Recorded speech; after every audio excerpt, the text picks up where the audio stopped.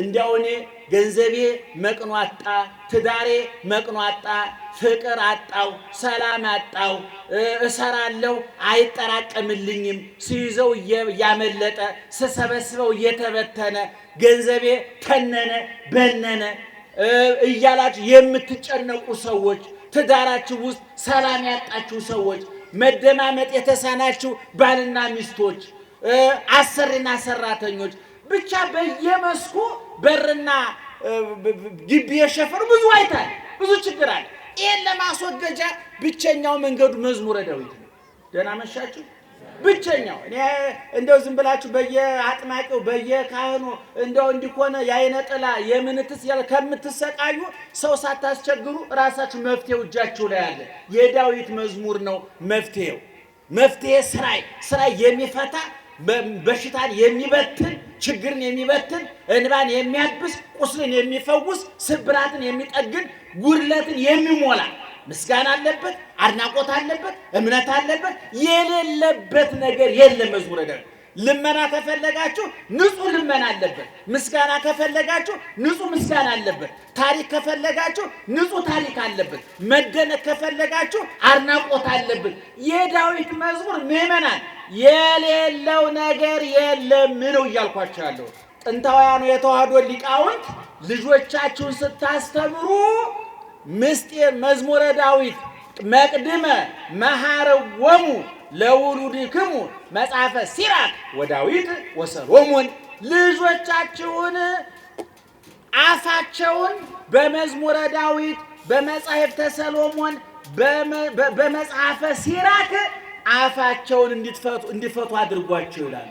እስከ 7 ዓመት እስከ 10 ዓመት ያሉ ሕፃናት ለምን ተመረጠ ካላችሁኝ እግዚአብሔርን መፍራት ያስተምራል። እናት አባትን መፍራት ያስተምራል። ታላቅን ማክበር ያስተምራል። ሽማግሌን ማክበር ያስተምራል። መላላክ መታዘዝን ያስተምራል። ይህን ስለሚያስተምር ልጆቻችሁን ይህን አስተምሩ ብሎ በፍትሐ ነገሥት ጽፈውልናል። ከማን ጋር እንማከር? እህቴ አንቺ ቆራቢ ነሽ፣ ከጫት ቃሚ ጋር መማከር ትችያለሽ? አንተ ቤተ ክርስቲያን ሳሚ ነህ፣ ጠንቋይ ቤት ከሚሄድ ሰው ጋር ትማከራለህ? አንተ ባለትዳር የተከበርክ አባወራ ነህ፣ ሲጠጣ ከሚያመሽ ወንደላጤ ጋር መማከር አለብህ? እየሰማችሁ ነው? አንተ ኦርቶዶክሳዊ የተዋህዶ ልጅ ነህ፣ በእምነት ከማይመስልህ ጋር ስለ ሃይማኖት መነጋገር አለብህ? የለብህ። አያችሁ፣ አማካሪ አለመምረጥ ወይም ደግሞ የጥሩ አማካሪን ድምፅ አለመስማት ከክብር ያዋርዳል፣ ስራን ያሳጣል፣ ህይወትን ያሳጣል፣ ትዳርን ይበትናል፣ ንግድን ያቀዘቅዛል፣ ፍቅርን ያሳጣል፣ ሰላምን ያሳጣል። በቤተ ክርስቲያናችን ገድል፣ ድርሳን፣ ተአምራት የሚባሉ መጻሕፍት አሉ። ምክር የሞላባቸው፣ ተግሳጽ የሞላባቸው ክርስትናን በሕይወታቸው የኖሩ ለክርስትናቸው የታረዱ፣ የነደዱ፣ የተገፈፉ፣ የተገረፉ ስለ ክርስቶስ ሁሉ እንደ ትቢያ የቆጠሩ የላመ የጣመውን ዓለም አራግፈው የተዉ የዓይን አምሮታቸውን የልብ ፍላጎታቸውን ያልተከተሉ የክርስቶስ የመስቀሉ ቁስል የሚጠዘጥዛቸው ልምድ ያላቸው ቅዱሳን አሉ። ከነዛ ጋር መማከር ያለብን፣ ከነዛ ጋር መወያየት ያለብን። ሕይወታችሁ እንዲስተካከል፣ ኑሯችሁ እንዲቃና፣ ትዳራችሁ በሰላም እንዲሞላ፣ የእንቅስቃሴያችሁ ሁሉ ከህሊና ወቀሳ ከአእምሮ ከሰሳ ነፃ የሆነ እግዚአብሔር የሚከብርበት የሚደሰትበት፣ ህሊና የሚያርፍበት፣ ጎረቤት ጓደኛ መንፈሳዊ ቅናት የሚቀናበት የተስተካከለ ሕይወት እንዲኖራችሁ ነው ምክር እየመከርናችሁ ያለ ነው። እና እንግዲህ እናቶች አባቶቻችን ማን ጋር ነው እየተማከራችሁ ያላችሁ? ጓደኞቻችሁ እነማን ናቸው? ይሄንን ቆም ብላችሁ ማሰብ አለባችሁ። በትዳር ውስጥ ያላችሁ ሰዎች እስኪ እንዴ በጣም ያሳዝናል እኮ እናት አባቱ ጋር እየተማከረ ሚስቱን የሚጎዳ ሰው አለ እኮ። እንደው በግድ ጠላት ጋር መማከር ብቻ እኮ አይደለም። አንድ ምክር ከማን ጋር ስንማከረው ውጤታማ የሆነው? ስለ ትዳር ከእናት ጋር ለምን ትማከራለህ? ከአባት ጋር፣ ከወንድም ከእህት ጋር፣ ከጓደኛ ጋር ለምን ትማከራለህ? አንተ የቅርብ ገመናህን የምታውቀው ውስጥህን የምታውቀው ብትታመም ሐኪም ቤት፣ ብትታሰር ፖሊስ ጣቢያ፣ ብትሰደድ ስንትህን ይዛ የምትከተል ሚስት ናት። ከማን ጋር? ለዚህ እኮ ነው መጽሐፉ ሰው እናትና አባቱን ይተዋል። ማንን ይከተላል ነው የሚለው? ሚስቱን ይከተላል ነው የሚለው። እናትና አባት ድርሻ አላቸው። እናትና አባትን አክብር ተብሏል። ልክ ነው። እናትን እርዳ ጦር ተብሏል። የአባት እርግማን መሰረትን ያፈርሳል ይላል። ዘመን እንዲረዝም እናት አባትን አክብር ተብሏል። መከበር አለባቸው። ነገር ግን ማማከር በሌለባቸው ቦታ እናማከራለን ሲሉ ግን ረፉ ማለት አለባቸው። አማካሪ ባለመምጠራል ከማን ጋር እንማከር ማን ይምከረን የሚለውን አጥንተን ስለማናውቀው ትዳራችን አደጋ ላይ ይወጣል። ገንዘብ ሳናጣ፣ ጤና ሳናጣ፣ ልጅ ሳናጣ፣ ቤት ሞልቶ ተትረፍርፎ በአማካሪ ምክንያት የተበተነ ትዳር፣ የተበላሸ ጓደኝነት፣ የተጣመመ ጉርብትና አይተን እናውቃለን። ኢየሱስ ክርስቶስ ስለ ቀዳማዊነቱ፣ ስለ ጽንሰቱ፣ ስለ ልደቱ፣ ስለ መሰደዱ፣ ስለ ማስተማሩ፣ ስለ መጾሙ፣ ስለ መጸለዩ፣ ስለ መሰቀሉ፣ እጅጎቹን ስለ መቸንከሩ፣ በጥፊ ስለ መመታቱ፣ ሐሞት ቆምጣጤ ስለ መጠጣቱ፣ በጥፊ ስለ መመታቱ፣ የሾህ አክሊል ራሱ ላይ እንደሚደፋበት፣ እንደሚጠማ፣ እንደሚሞት፣ እንደሚገነዝ፣ እንደሚቀበር፣ እንደሚነሳ፣ እንደሚያርግ ዳግመኛም እንደሚመጣ ይህን ሁሉ አጭቆ የያዘ መጽሐፍ ነው። መዝሙረ ዳዊት ማለት ነው። እኛ አቀለል እንደው ዳዊት ደግሟል ገሌ እየተባለ አቀለል ነው እንጂ ትልቅ መጽሐፍ ነው። የዚህ መዝሙር ባለቤት ቅዱስ ዳዊት ነው። አባቶቻችን የዳዊት መዝሙር በውስጡ 7 ዋና ዋና ነጥቦች አሉበት ብለው ነድፈው አውጥተዋቸዋል።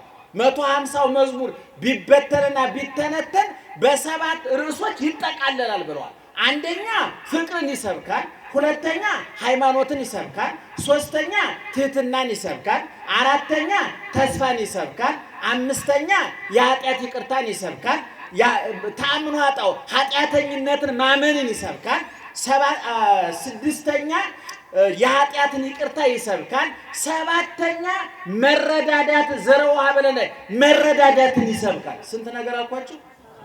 ደህና ዋላችሁ? ስንት አልኳችሁ? አለመጸለያችን በምን ይታወቃል? በየቤታችን ዙራችሁ አላያችሁንም? በውጤቱ ይታወቃል። በውጤቱ ይታወቃል። የሚጸልይ ሰው እንደ አይነት መከራ፣ እንደ አይነት የችግር ዶፍ፣ እንደ አይነት የመከራ ዶፍ አይወርድበትም። የሚደርሰው መከራ ከኛ አለመጸለይ ብንጸልይም በትክክለኛው መንገድ አለመጸለይ እንዳለ ያስረዳል። እኔ እውነቴን ነው የምልህ። እኔ አሁን እንደ ሳይንሱ መለኪያ እኮ እየኖረ እኮ አይደለም። እነሱ እናንተ እየበላችሁ አይደለም እኮ እንደ ሳይንሱ መለኪያ። እንደው እግዚአብሔር በቸርነቱ እያኖረን ነው እንጂ ይሄን ለማግኘት ከዚህ ብላ። አሁን ደግሞ ይገርማችኋል፣ ምግብ የለም መረጃው በዚህ አውዳ የገባ ነው። አሁን ድሮኛ ከስጋ ምን ጥቅም እንደሚገኝ ከወተት ምን ጥቅም እንደሚገኝ የለም አናውቅም ነበር። ስጋ ነው ሞልቶ ነበር። ዛሬ ስለ ስጋ የሰበሰብነው መረጃ 10 በሬ ይገዛል። ይገርማል። ግን ስጋው የለም፣ ወተቱ የለም። አሁን ገበሬ ጠንካራ ነው። ወተቱ ካልሽየም እንዳለ ከተማ ያውቃል፣ ወተት የለውም። ገበሬ ካልሽየም እንዳለ ያውቃል፣ ወተት ሞልቶታል። ይገርማል። መረጃ እንደዚህ እቃው የለም፣ አገር ቤት መረጃው የለም፣ ወተቱ አለ። እና ይሄን ሰሞን መሬቱ አረንጓዴ በቤተ ክርስቲያን ምዕመናን እግዚአብሔር የዘመን አምላክ ነው ብያቸዋለሁ። እኔ የኢትዮጵያን ቤተ ክርስቲያን እንደው የሚያጠና ቁጭ ብሎ የሚያጠና ቢገኝ እንዴት አይነት ውብ ቤተ ክርስቲያን እንደሆነ በየዘመኑ አሁን ይህን ሰሞን ለዚህ ሰሞን የተመደቡ መዝሙሮች አሉ። አሁን ይህን ሰሞን ደመናው የሚገፍበት አሰርገወ ሰማይ በከዋክብት ወለምድር በስነ ጽጌያት ሰማዩን በከዋክብት በፀሐይ በጨረቃ አስዋብከዋል። በክረምት ፀሐይ ጨረቃ ከዋክብት አሉ ወይ? አዎ አሉ። ነገር ግን ጉም ይሸፍናቸዋል፣ ደመና ይሸፍናቸዋል። አሁን በመስከረም ግን ደመናው እየጠራ ጉሙ እየገፈፈ ከዋክብቱ ጨረቃው ቁልጭ ብሎ የሚታይበት ወቅት ነው። ምድሩ ደግሞ ይሄ የደፈረሰው ውሃ የሚጠራበት እንደው ምን ይባላል በገጠር በጥቅምት እንኳን ከብቱ ውሃው ይሰራል ይባላል። እንደውን እግዚአብሔር የዓመት ፈቃድ ለወጣ ነው የሚተካው ያገኛል? አያገኝም።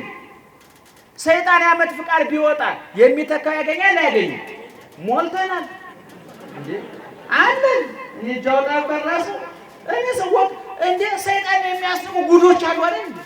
አረ ሰይጣን በስንት ጣይ ወይ የሚባለው አረመኔዎች በእውነቱ እንደው ሲፈጠሩኛ ተጠይቀን ቢሆን እኮ አይፈጠሩ ነበር እኮ እርግማኖች ሰዎች አሉ፣ ቆሻሾች፣ ሰይጣን የሚያስንቁ ክፉ ሰዎች አሉ። እግዚአብሔር ግን የዓመት ፈቃድ አይወጣም። ለምን መሰላችሁ? አንደኛ አይደክሙም፣ ሁለተኛ ማንን ተክቶ ይውጣል? ማን ይታገሳል እንደሱ? አሁን እሱ እንደው ለ5 ደቂቃ ስልጣን ቢሰጣችሁ እናንተ እኛም በድንጋይ ወግራችሁ አትገሉንም? እነዚህ ናቸው እንደሚሰብኩን ብላ በእግዚአብሔር አይን ብታዩን እኮ በድንጋይ ወግራ ትጨርሱን ነበረ። ግን እግዚአብሔር ሞኛል። ለእናንተ ስልጣን ሰጥቶኛል፣ አያስወግድም። የሚገርማችሁ እኛ ራሱን ያው ለ5 ደቂቃ የእግዚአብሔር ስልጣን ቢሰጠኝ እያንዳንድሽ በሳት ጋይተህ ነበር፣ ተቃጥለን የላችሁም ነበረ። ነገር ግን ሁላችንም ስልጣኑ ያለው ማን እጅ ነው? ማን እጅ ነው? እግዚአብሔር እጅ ነው። በእውነቱ ዓለም ያልከፈለው ብድር የእስራኤል ብድር አለ። እስራኤል ባለው ለክርስትና ለብሉይ ኪዳን ለሐዲስ ኪዳን ባለውለታዎች ናቸው። እስራኤላውያን ባይኖሩ እስራኤል ባትኖር ብሉይ ኪዳንም ሐዲስ ኪዳንም ማርያምም ክርስቶስም የሚባል ነገር የለም ነበር። እውነቱን ለመናገር የሚገርማችሁ ከ66ቱ የሐዲስና የብሉይ ኪዳን በጥቅሉ መጽሐፍ ቅዱስ ወደ 64 የሚሆነውን የጻፉት እስራኤላውያን ናቸው። ነቢያት በጠቅላላ ሐዋርያት በጠቅላላ እመቤታችንን ጨምሮ ከፍም ሲል ክርስቶስ እስራኤላዊ ነው። ብዙዎቹ እስራኤል የሚባል ሀገር ባይኖር ሕዝበ እስራኤል የሚባል ሕዝብ ባይኖር ኑሮ ሐዲስ ኪዳን ብሉይ ኪዳን አጠቃላይ ክርስትና የሚባል ሃይማኖት አይኖርም ነበር። እነ ዳዊት እነ ሰሎሞን እስራኤላውያን ናቸው። እነ ሮማም እስራኤላውያን ናቸው። ምናልባት ዛሬ ሰዎች ታሪክና ፖለቲካ እየተምታታባቸው በእስራኤል የሚፈጸመውን በፍልስጤም የሚፈጸመውን አንዳንድ ጉዳይ እያዩ ሰዎቹን ሲሳደቡ ሲራገሙ ሰማለሁ። እኔ እውነቱን ለመናገር ፖለቲከኞች ሊያጠፉ ይችላሉ፣ መሪዎች ሊሳሳቱ ይችላሉ። ያ ህዝብ ግን ለዓለም ስልጣኔ፣ ለዓለም ሃይማኖት፣ ለዓለም ክርስትና ሌላው ቀርቶ ለእስልምናውም ቢሆን ውሃ ልኩና መሰረቱ የተጣለው በእስራኤላውያን። እውነቱን ለመናገር በቤተ መንግስቱ ሁለት አይነት ሰዎች አሉ። ግማሾቹ በአባቱ በሰሎሞን በአያቱ በዳዊት ዘመን የነበሩ እድሜ የጠገቡ መከራ የሚያውቁ ፈተና እንደሚታለፍ የሚያውቁ የሀገር አመራር ጥበብና ብልሃት ያላቸው ልምድ የቀሰሙ ሽማግሌ ሰዎች አሉ በቤተ መንግስቱ። እነሱን ጠራና እባካችሁ የእስራኤል ሽማግሌዎች እኮ ትናንት ተሰብስበው መጥተው አባተ ሰሎሞን አገዛዝ አጽንቶብናል፣ ግብር አብዝቶብናል፣ አስተዳደሩ በደል አድርሶብናል። እባክህ ከአባተ ተሽለ ተገኝና አንተ አገዛዙንም አቀልልን፣ ግብሩንም ቀንስልን፣ አስተዳደሩንም አስተካክልልን አሉኝ ብሎ ነገራቸው። ለነማን የነገራቸው? ለሽማግሎቹ፣ ለትልልቆቹ፣ በእድሜም በልምድም በእውቀትም ለሚበልጡት ማለት ነው። ሽማግሎቹ ምን ብለው መከሩት? ሲገዙ ይገዙ ነው። እሺ በላቸው። አባቴ አገዛዝ አጥቶባችሁ ከሆነ አቀልላችኋለሁ፣ ግብር አብዝቶባችሁ ከሆነ እቀንስላችኋለሁ፣ አስተዳደር ተበላሽቶባችሁ ከሆነ አስተካክላለሁ፣ ግድ የላችሁም፣ ታገሱ ብለን በፍቅር ሸኛቸው ብለው መከሩ። ጽርሐ ክብርሽ ገናና ነው ለዘላለም። ምክር ሰናይት ለኩሉ ዘይገብራ። ምክር ሰናይት ለኩሉ ዘይገብራ። ምክር ለሚያደርጋት ሁሉ መልካም ናት፣ በጎ ናት። የትምህርታችን መሪ ርዕስ ነው። ካጥር እንዳንወጣ፣ ትዝ ያለንን እንዳንናገር፣ ከእግዚአብሔር ቃል እንዳናፈነግጥ ከፊት እየመራ የሚያስተካክለን የእግዚአብሔር ቃል ነው። ቃሉ የሚገኘው በመዝሙረ ዳዊት 110 ወይም በቅንፍ 111ኛው ላይ ነው የሚገኘው። የዚህ ቃል ባለቤት እግዚአብሔር ነው። ቃሉ ወደኛ እንዲደርስልን በመንገድነት ያገለገለው በአድራሽነት ያገለገለው ደግሞ ቅዱስ ዳዊት ነው። ዳዊት የዋህ፣ ቀና፣ ደግ፣ ታዛዥ ምናልባት ለጽድቅም ሆነ ለኃጢአት ለርኩሰትም ሆነ ለቅድስና ለትልቅ ክብርም ሆነ ለመጨረሻው ውርደት የበቃ እግዚአብሔር እንደ ልብ ያለ ሰው አገኘው ብሎ ያመሰገነው በቅንነቱ በየዋህነቱ እግዚአብሔር ያመሰገነው ወረከብኩ ብእሴ ምእመነ ዘከመ ልብየ እንደ ልብ ያለ ሰው ምርጥ ሰው አገኘው ብሎ እግዚአብሔር የመሰከረለት ከታች 2-3 በጎችን በብትር ይጠብቅ የነበረ ሜዳ ለሜዳ ከበጎች ጋር ሳር ሲያግጥ ውሃ ሲያጠጣ በጎቹን ከተኩላ ከቀበሮ ሲጠብቅ ይውል የነበረ በከፍተኛው ደረጃ ደግሞ በበጎቹ ፋንታ ሕዝበ እስራኤልን በበትሩ ፋንታ በትረ መንግስት በሜዳው ፋንታ ቤተ መንግስት ገብቶ ትልቁን የስልጣን ደረጃም የመጨረሻውን የድህነት ጥግም ያየ ከላይ እስከ ታች ለክብርም ሆነ ለውርደት ለከፍታም ሆነ ለዝቅታ ባይድ ያልነበረ ወርቆ ስለመነሳት ረክሶ ስለመቀደስ ጠፍቶ ስለመገኘት ከብሮ ስለመዋረድ ሙሉ አፉን ሞልቶ መናገር የሚችል በምድር ላይ 70 ዓመት የኖረ ከ70 ዓመት 40 ዓመቱን በንግስና በንጉስነት ያሳለፈ በቤተ ክርስቲያናችን ደግሞ የዘመራቸው መዝሙራት የማይገቡበት እንደ ጨው በአገልግሎታችን ሁሉ ጠብ እያደረግን የምንጠቀምበት ትልቅ ንጉስ ነው ዳዊት ማለት ነው። ዳዊት በጥቅሉ 150 መዝሙር ዘምሯል። እንግዲህ ኋላ መጽሐፍ ቅዱስን አጠናን ያሉ ሰዎች ተመራመርን ያሉ ሰዎች አንዳንዶቹ መዝሙሮች በዳዊት ስም ይጠሩ እንጂ የሌሎቹም ሰዎች ድርሰት አለበት የሚል አስተያየት የሰጡ አሉ። ዙሮ ግን 150 ዳዊቱን ከዳዊት አንደበት ሊወጣ የሚችል ወጥ የሆነ በስነ ጽሁፍ መመዘኛው በኪነ እንደው የስነ ጽሁፍ ሰዎች እንኳን ቢለኩት የስነ ጽሁፍ መመዘኛ የሚያሟላ የእግዚአብሔር ቃል ነው። በቤተ ክርስቲያን አገልግሎት ውስጥ የዳዊት መዝሙር የማይገባበት ቦታ የለም። ምእመናን ሁሉም ቦታ በቅዳሴያችን ውስጥ አለ፣ በሰዓታታችን ውስጥ አለ፣ በማይሌታችን ውስጥ አለ።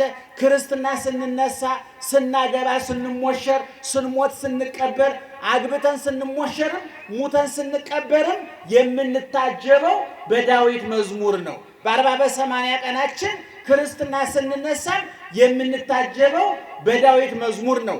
365 ቀን በሙሉ ቅዳሴ በሚቀደስባቸው አብያተ ክርስቲያናት ሁሉ ከወንጌል በፊት 3 መስመር የዳዊት መዝሙር ይዜማል። ደህና መሻችሁ? በደንብ እየሰማችሁ ነው? በደንብ ስሙኝ። ስለዚህ ቅዱስ ዳዊት በቤተ ክርስቲያናችን ትልቅ መዝሙረ ዳዊት ትልቅ መጽሐፍ ነው። ዳዊትም ትልቅ ሰው ነው። ማን አክብሮታል ብያችኋለሁ? እግዚአብሔር አክብሮታል።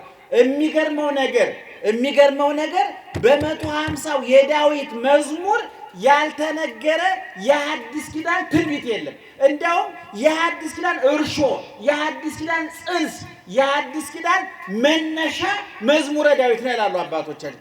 ኢየሱስ ክርስቶስ ስለ ቀዳማዊነቱ፣ ስለ ጽንሰቱ፣ ስለ ልደቱ፣ ስለ መሰደዱ፣ ስለ ማስተማሩ፣ ስለ መጾሙ፣ ስለ መጸለዩ፣ ስለ መሰቀሉ፣ እጅግሮቹን ስለ መቸንከሩ፣ በጥፊ ስለ መመታቱ፣ ሐሞት ቆምጣጤ ስለ መጠጣቱ፣ በጥፊ ስለ መመታቱ፣ የሾህ አክሊል ራሱ ላይ እንደሚደፋበት፣ እንደሚጠማ፣ እንደሚሞት፣ እንደሚገነዝ፣ እንደሚቀበር፣ እንደሚነሳ፣ እንደሚያርግ ዳግመኛም እንደሚመጣ ይህን ሁሉ አጭቆ የያዘ መጽሐፍ ነው መዝሙረ ዳዊት ማለት ነው። እኛ አቀለል እንደው ዳዊት ደግሟል ገሌ እየተባለ አቀለል ነው እንጂ ትልቅ መጽሐፍ ነው። የዚህ መዝሙር ባለቤት ቅዱስ ዳዊት ነው።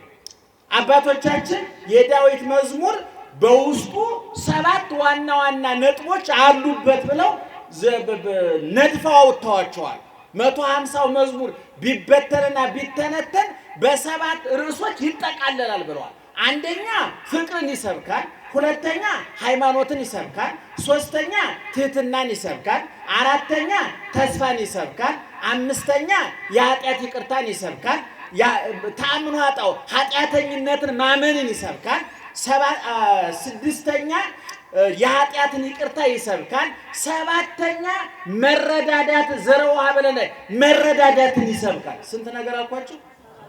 ደህና ዋላችሁ? ስንት አልኳችሁ? 7 ነገር አለበት። ዋና ዋናዎቹ እያልኳችሁ ልብ አድርጉ ምእመናን። ዋና ዋናዎቹ ነጥቦች እኔ እንዲያውም የመናን በጣም ከይቅርታ ጋራ ምናልባት ምን አይነት ጸሎት እንደምትጸልዩ ዝርዝሩ መረጃው የለንም፣ ግን እንዲያው በቀን አንዳንድ መዝሙር ምናልባት 10 20 30 ድገሙ አንላችሁም። እንኳን እናንተ እኛም ካህናቱ ትጥቅ ፈተና እውነቱን ለመናገር በደንብ እየጸለይን አይደለም። አለመጸለያችን በምን ይታወቃል? በየቤታችን ዙራችሁ አላያችሁንም? በውጤቱ ይታወቃል። በውጤቱ ይታወቃል። የሚጸልይ ሰው እንዲህ አይነት መከራ፣ እንዲህ አይነት የችግር ዶፍ፣ እንዲህ አይነት የመከራ ዶፍ አይወርድበትም። የሚደርሰው መከራ ከኛ አለመጸለይ ብንጸልይም በትክክለኛው መንገድ አለመጸለይ እንዳለ ያስረዳል። እና ቅዱስ ዳዊት ቅድም እንዳልኳችሁ እንዲያው እኔ ገንዘቤ መቅኖ አጣ፣ ትዳሬ መቅኖ አጣ፣ ፍቅር አጣው፣ ሰላም አጣው፣ እሰራለሁ አይጠራቀምልኝም፣ ሲይዘው እያመለጠ ስሰበስበው እየተበተነ ገንዘቤ ተነነ በነነ እያላችሁ የምትጨነቁ ሰዎች፣ ትዳራችሁ ውስጥ ሰላም ያጣችሁ ሰዎች፣ መደማመጥ የተሳናችሁ ባልና ሚስቶች፣ አሰሪና ሰራተኞች፣ ብቻ በየመስኩ በርና ግቢ የሸፈኑ ብዙ አይታል፣ ብዙ ችግር አለ። ይሄን ለማስወገጃ ብቸኛው መንገዱ መዝሙረ ዳዊት ነው። ደህና መሻችሁ። ብቸኛው እኔ እንደው ዝም ብላችሁ በየአጥማቂው በየካህኑ እንደው እንዲኮነ የአይነ ጥላ የምንትስ ያለ ከምትሰቃዩ ሰው ሳታስቸግሩ ራሳችሁ መፍትሄው እጃችሁ ላይ አለ። የዳዊት መዝሙር ነው መፍትሄው።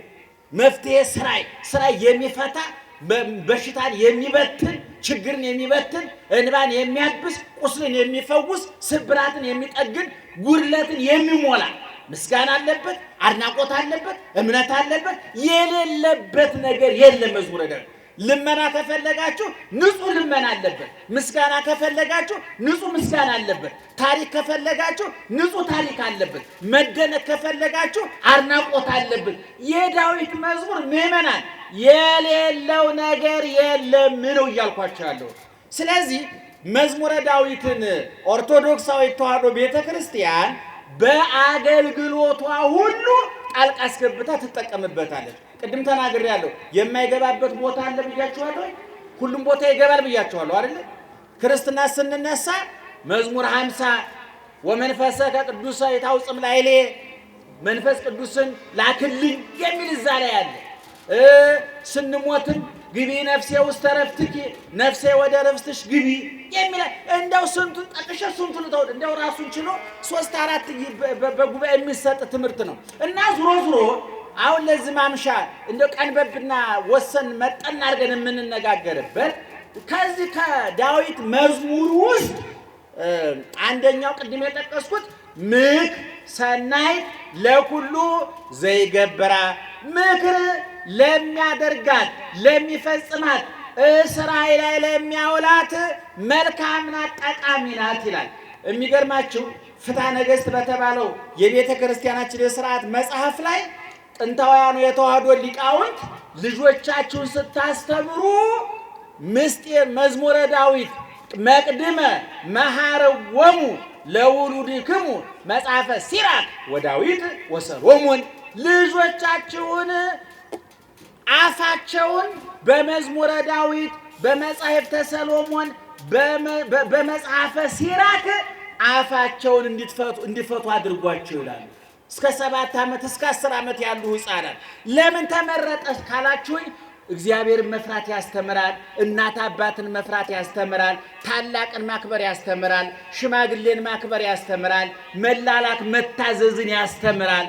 ይህን ስለሚያስተምር ልጆቻችሁን ይህን አስተምሩ ብሎ በፍትሐ ነገሥት ጽፈውልናል።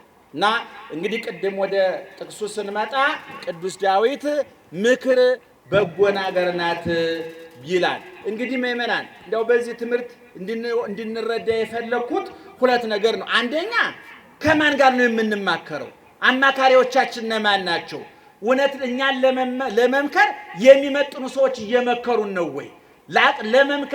ለመምከር ደረጃ የደረሱ ሰዎችስ እየመከሩን ነው ወይ? ሁለተኛ ከነማንስ ጋር ነው እየተማከርን ያለ ነው የሚለውን ማየት ያስፈልጋል። እኔን ታሪክ እንደምታውቁት የመጀመሪያው ንጉሥ ሥርወ መንግስት የሚባለው ዳዊት ነው። ከዳዊት ቀጥሎ የነገሰው ሰሎሞን ነው። ከሰሎሞን ቀጥሎ ሮብዓም የሚባል ንጉስ ነግሶ ነበረ። ስንተኛ ንጉስ ማለት ነው? ኧረ እንዴት ዋላችሁ? ስንተኛ? አንደኛ፣ ሁለተኛ ሰሎሞን፣ ሶስተኛ ሮብዓም። ሮብዓም ለዳዊት ለሮብዓም ምኑ ነው ማለት ነው? አያቱ ማለት ነው። ሰሎሞን ለዳዊት ምኑ ነው? አባቱ ማለት ነው። እነዚህ በተከታታይ የነገሱ ናቸው። የእስራኤል ነገስታት ናቸው። መቼም በክርስትናችን ውስጥ ስለ እስራኤል ሳንናገር ማለፍ አንችልም። እስራኤል በእውነቱ ዓለም ያልከፈለው ብድር የእስራኤል ብድር አለበት። እስራኤል ባለው ለክርስትና ለብሉይ ኪዳን ለሐዲስ ኪዳን ባለውለታዎች ናቸው። እስራኤላውያን ባይኖሩ እስራኤል ባትኖር ብሉይ ኪዳንም ሐዲስ ኪዳንም ማርያምም ክርስቶስም የሚባል ነገር የለም ነበር። እውነቱን ለመናገር የሚገርማችሁ ከ66ቱ የሐዲስና የብሉይ ኪዳን በጥቅሉ መጽሐፍ ቅዱስ ወደ 64 የሚሆነውን የጻፉት እስራኤላውያን ናቸው። ነቢያት በጠቅላላ ሐዋርያት በጠቅላላ እመቤታችንን ጨምሮ ከፍም ሲል ክርስቶስ እስራኤላዊ ነው። ብዙዎቹ እስራኤል የሚባል ሀገር ባይኖር ህዝበ እስራኤል የሚባል ህዝብ ባይኖር ኑሮ ሐዲስ ኪዳን ብሉይ ኪዳን አጠቃላይ ክርስትና የሚባል ሃይማኖት አይኖርም ነበር። እነ ዳዊት እነ ሰሎሞን እስራኤላውያን ናቸው። እነ ሮብዓም እስራኤላውያን ናቸው። ምናልባት ዛሬ ሰዎች ታሪክና ፖለቲካ እየተምታታባቸው በእስራኤል የሚፈጸመውን በፍልስጤም የሚፈጸመውን አንዳንድ ጉዳይ እያዩ ሰዎቹን ሲሳደቡ ሲራገሙ ሰማለሁ። እኔ እውነቱን ለመናገር ፖለቲከኞች ሊያጠፉ ይችላሉ፣ መሪዎች ሊሳሳቱ ይችላሉ። ያ ህዝብ ግን ለዓለም ስልጣኔ፣ ለዓለም ሃይማኖት፣ ለዓለም ክርስትና ሌላው ቀርቶ ለእስልምናውም ቢሆን ውሃ ልኩና መሰረቱ የተጣለው በእስራኤላውያን እውነቱን ለመናገር እና ዳዊት ቅድም እንዳልኳቸው የመጀመሪያ የእስራኤል ንጉስ ነው። ቀጥሎ ሰሎሞን ነው። ቀጥሎ ሮብዓም ነው። እና ሰሎሞን ከሞተ በኋላ ባጭሩ ሮብዓም ነገሰ። ስንተኛው ንጉስ እያልኳችሁ ነው? ሶስተኛው ንጉስ። እና እስራኤላውያን ልክ ሮብዓም ሰሎሞን ሲሞትና ሮብዓም ሲነግስ እስራኤላውያን ሽማግሌ መረጡና ከትልልቆቹ ነገር አዋቂዎች፣ ታሪክ የጠገቡ ምራቅ ያወጡ ማስረዳት የሚችሉ ትልልቅ ሽማግሌዎች ተመርጠው ወደ ሮብዓም መጡ። ለምንድን ነው የመጡት? ሮብዓምን ለማስገንዘብ ነው። መጥተው ምን አሉት? እባክህ አባት ሰሎሞን አገዛዙ ጸንቶብን ነበረ፣ ግብርም አብዝቶብን ነበረ። እባክህ አንተ ልጅ ነህ፣ ወጣት ነህ፣ አገዛዙን አቅልልን፣ ግብርም ቀንስልን። ያንን ካደረክልን ሰጥለጥ ብለን እንገዛልሃለን ብለው ነገሩ። ደህና መሻችሁ። እነማን ናቸው? ለማን ነው? ለንጉሱ፣ ለወጣቱ ማለት ነው። ከዛ ሮብዓም ይሄንን ጉዳይ ከ3 ቀን በኋላ ተመለሱ፣ መልሱን እነግራችኋለሁ አላቸው። አሁን ሮብዓም እነዛን ሸኘና በቤተ መንግስቱ 2 አይነት ሰዎች አሉ። ግማሾቹ በአባቱ በሰሎሞን በአያቱ በዳዊት ዘመን የነበሩ እድሜ የጠገቡ መከራ የሚያውቁ ፈተና እንደሚታለፍ የሚያውቁ የሀገር አመራር ጥበብና ብልሃት ያላቸው ልምድ የቀሰሙ ሽማግሌ ሰዎች አሉ በቤተ መንግስቱ። እነሱን ጠራና እባካችሁ የእስራኤል ሽማግሌዎች እኮ ትናንት ተሰብስበው መጥተው አባት ሰሎሞን አገዛዝ አጽንቶብናል፣ ግብር አብዝቶብናል፣ አስተዳደሩ በደል አድርሶብናል።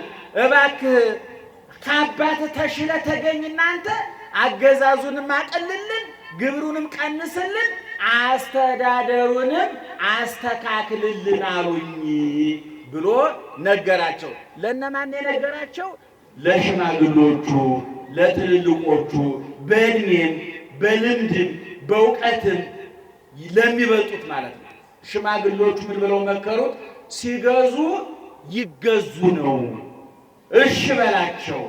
አባቴ አገዛዝ አጥቶባችሁ ከሆነ አቀልላችኋለሁ፣ ግብር አብዝቶባችሁ ከሆነ እቀንስላችኋለሁ። አስተዳደር ተበላሽቶባችሁ ከሆነ አስተካክላለሁ፣ ግድ የላችሁም ታገሱ ብለን በፍቅር ሸኛቸው ብሎ መከሩ። እነዚህን ሽማግሌዎቹን ተማከረ፣ አስወጣና ከሱ ጋራ አፈር ሲፈጩ፣ ውሃ ሲራጩ፣ ዝርዝር ሲቀጩ ያደጉትን ጎረምሶቹን ወጣቶቹን በሱ ያስተሳሰብ ልክ ያሉትን ጎረምሶቹን ጠራና ይህን ጉዳይ አማከራቸው። ህዝቡ እኮ ሽማግሌ ልኮ አገዛዝ አቀልልን አለኝ፣ ግብር ቀንስልን አለኝ፣ አስተዳደርም አስተካክልልን አለኝ ብሎ አማከራቸው። ለነማን ደህና ዋላችሁ? ለነማን? ቅድም ለነማን ነበር ያማከረው? ለሽማግሌዎቹ።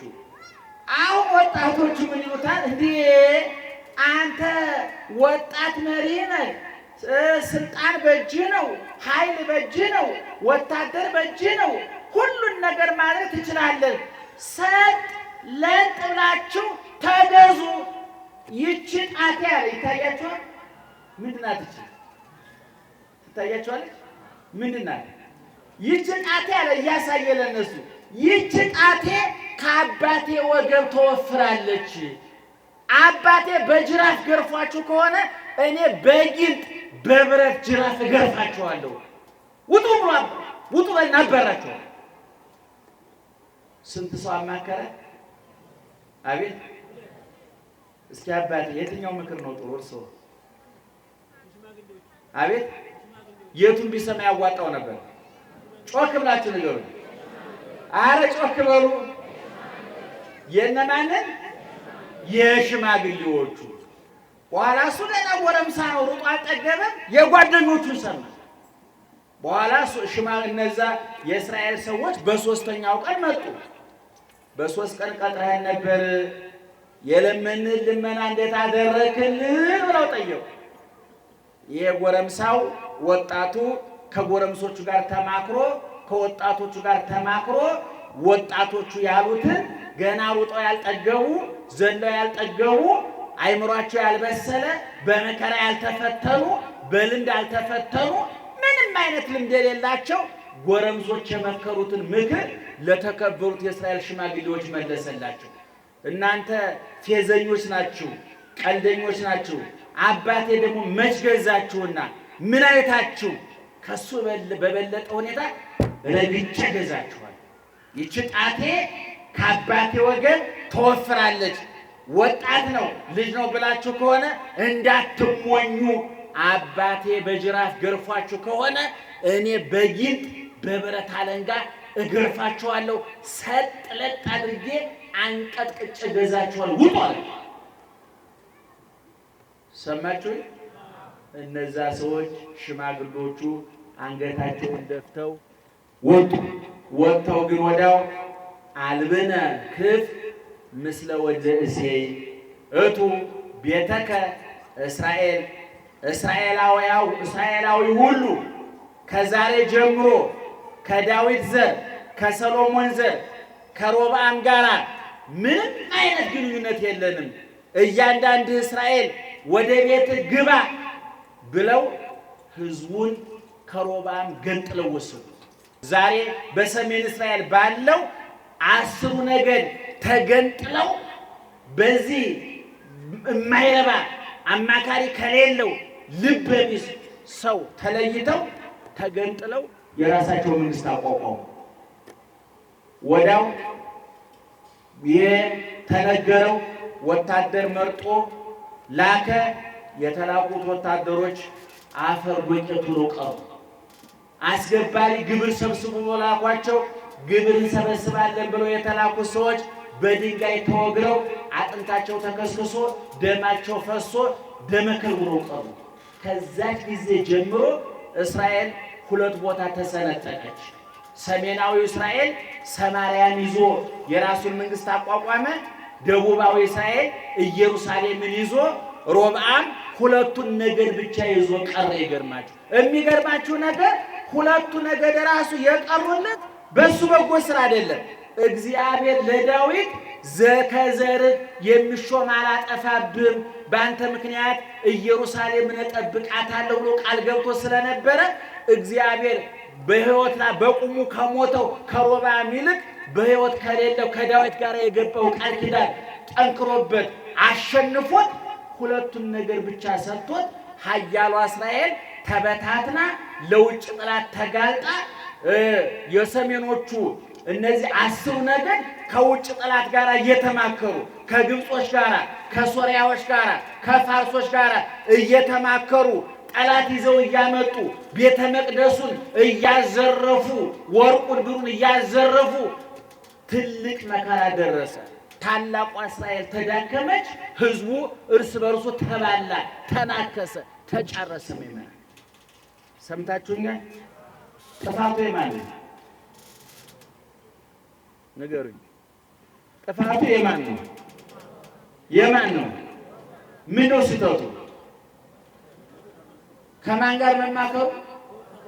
ከማን ጋር መማከሩ? ከወጣቶቹ። ስለዚህ ቅድም የትምህርታችን መነሻ ላይ ምን ብያችኋለሁ? ከማን ጋር እንማከር? እህቴ አንቺ ቆራቢ ነሽ፣ ከጫት ቃሚ ጋር መማከር ትችያለሽ? አንተ ቤተ ክርስቲያን ሳሚ ነህ፣ ጠንቋይ ቤት ከሚሄድ ሰው ጋር ትማከራለህ? አንተ ባለትዳር የተከበር አባወራ ነህ፣ ሲጠጣ ከሚያመሽ ወንደላጤ ጋር መማከር አለብህ? እየሰማችሁ ነው? አንተ ኦርቶዶክሳዊ የተዋህዶ ልጅ ነህ፣ በእምነት ከማይመስል ጋር ስለ ሃይማኖት መነጋገር አለብህ? የለብህ። አያችሁ፣ አማካሪ አለመምረጥ ወይም ደግሞ የጥሩ አማካሪን ድምፅ አለመስማት ከክብር ያዋርዳል፣ ስራን ያሳጣል፣ ህይወትን ያሳጣል፣ ትዳርን ይበትናል፣ ንግድን ያቀዘቅዛል፣ ፍቅርን ያሳጣል፣ ሰላምን ያሳጣል። አሁን የወጣት ከሽማግሌዎቹ ጋር ተማክሮ ቢሆን ሽማግሌዎቹ የመከሩትን ሰምቶ ቢሆን ህዝቡን ከመከራ ያተርፈው ነበረ። እስራኤልን ከመዳከም ያተርፋት ነበረ። የዳዊትም ዝና የሰሎሞንም ዝና ይቀጥል ነበረ። በዚህ በመጽሐፈ ሲራክ ምዕራፍ 37 ከቁጥር 1 ጀምሮ ስታነቡ ሰሎሞን ነው ሲራክ ምን ይላል? ይትማከር ምስለ ደንፃዊ ለውሂበ ምጽዋት፣ ምጽዋት ስለመመጽወት ከስስታም ሰው ጋር አትማከር ይላል። እንደብቅ እንጂ እንስጥ አይልህም። ከወዳም ሰው ጋር ስለ ጾም አትማከር፣ ስለ ጀግንነት ከፈሪ ሰው ጋር አትማከር። ከማን ጋር ነው መማከር ያለብኝ?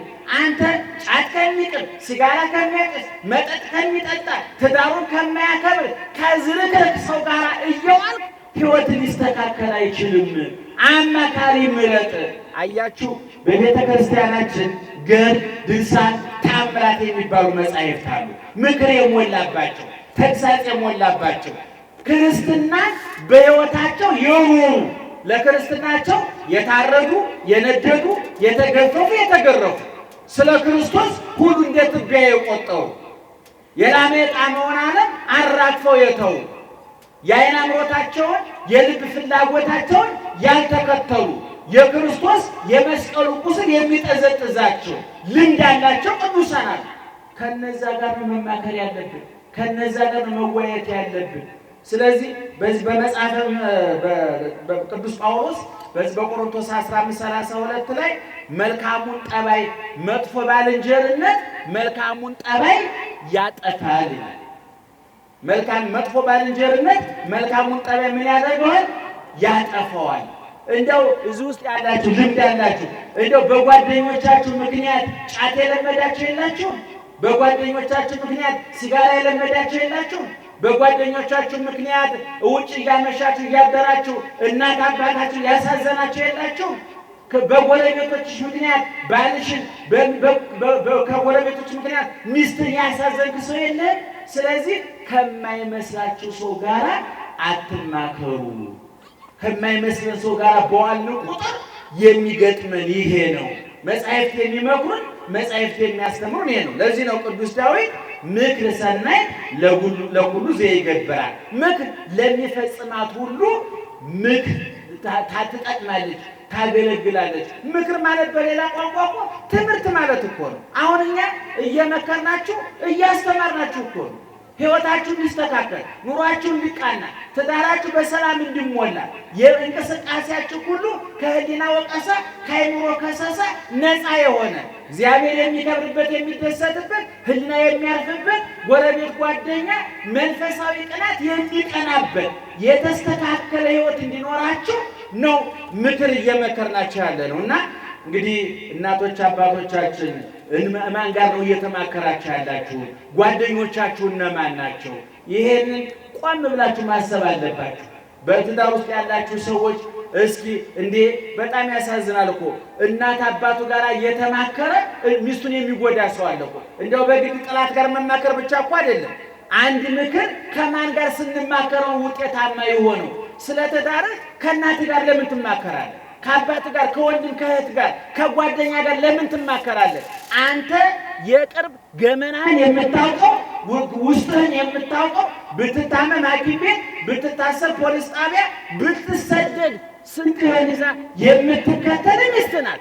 ከማን ጋር? ለዚህ እኮ ነው መጽሐፉ ሰው እናትና አባቱን ይተዋል ማንን ይከተላል ነው የሚለው? ሚስቱን ይከተላል ነው የሚለው። እናትና አባት ድርሻ አላቸው። እናትና አባትህን አክብር ተብሏል። ልክ ነው። እናትህን እርዳ ጦር ተብሏል። የአባት እርግማን መሰረትን ያፈርሳል ይላል። ዘመን እንዲረዝም እናት አባትን አክብር ተብሏል። መከበር አለባቸው። ነገር ግን ማማከር በሌለባቸው ቦታ እናማከራለን ሲሉ ግን ረፉ ማለት አለባቸው። እማዬ አንቺና ባለቤቴ ከኔ በላይ አታውቃትም፣ አባዬ ከኔ በላይ አታውቃትም። ምክንያቱም እኛ የትዳር ብዙ የምናስተምረው ስላለ አንዱ ችግር ስለሆነ አማካሪ ባለመምጠራል ከማን ጋር እንማከር ማን ይምከረን የሚለውን አጥንተን ስለማናውቀው ትዳራችን አደጋ ላይ ይወጣል። ገንዘብ ሳናጣ፣ ጤና ሳናጣ፣ ልጅ ሳናጣ፣ ቤት ሞልቶ ተትረፍርፎ በአማካሪ ምክንያት የተበተነ ትዳር፣ የተበላሸ ጓደኝነት፣ የተጣመመ ጉርብትና አይተን እናውቃለን። ስለዚህ ከወጣቱ ከሮባም መማር ያለባችሁ ልምድ ካላቸው ተማከሩ። በእድሜ የሚበልጧችሁ በእምነት ከእናንተ የተሻሉ እኛውን በቤተ ክርስቲያናችን እኛ ገና ዳዴ የምንል መምህራን ከኛ የተሻሉ ጸሎት የሚጸልዩ ዳዊት የሚደግሙ እግዚአብሔርን ቀምሶ ያዩ ብዙ አባቶች አሉ። ከነሱ እንማከራለን። ለእናንተ ስለማንናገር ጸልዩልን እንላቸዋለን። ሰላም ለኪ ድገሙልን እንላቸዋለን። ምክንያቱም በእድሜ ይበልጡናል፣ በእውቀት ይበልጡናል፣ በእምነት ይበልጡናል፣ በበጎ ስራ ይበልጡናል። ከነሱ ጋር ስንማከር የበለጠ ጠንክር እንወጣለን፣ የበለጠ በርትተን እንወጣለን። አዲስ ሯጭ ልምድ ካለው ሯጭ እኮ ልምድ ይጠይቃል አይደል? እንዴት አድርገህ አሸነፍ ልምምድ እንዴት ነው የምትሰራው? ነገሩ የኛ ሀገር ሰው ጠማማ ነው፣ ልምዱን አያካፍልም እንጂ ብዙ ልምድ ይከፈላል። ከእናንተ በፊት ከነበረው ሰው ታላቅ እህትሽ ለታናሽ እህቷ ምንድነው የምትመክራት? ታላቅ ወንድም ለታናሽ ወንድም ምንድነው የሚመክረው? እኔ እንደዚህ በዛ አልፌ ነው ውጤታማ የሆንኩት፣ አንተ በርታ ጠንክር ብሎ ያሳያል ወይ? ይሄ ቅድም በተናገርኩት መሰረት ከማን ጋር እንደምንማከር ማወቅ አለብን። የመከረን ያስተማረን የአባቶቻችን አምላክ ክብርና ምስጋና ይግባው። እግዚአብሔር ሀገራችንን ሰላም ያድርግልን፣ ሕዝባችንን ሰላም ያድርግልን። ዛሬ ቤተክርስቲያን ያደረሰው አለ? እስኪ ቤተክርስቲያን ማህሌት ያደራችሁ አጨብጭቡ እስኪ። ያላደራችሁ